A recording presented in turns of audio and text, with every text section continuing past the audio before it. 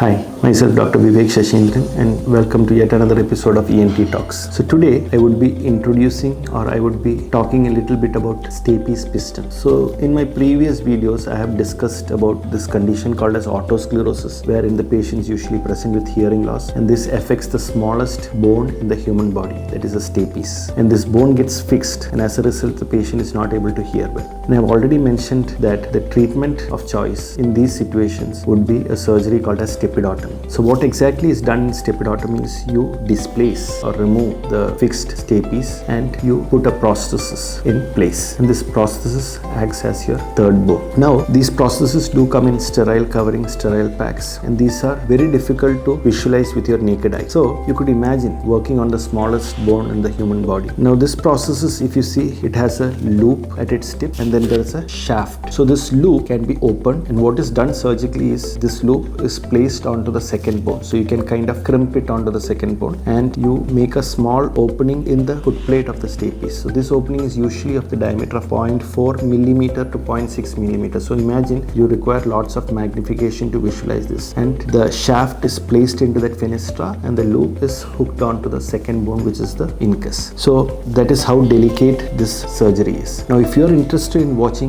more details of this surgery, please check out our YouTube channel, and thank you for subscribing.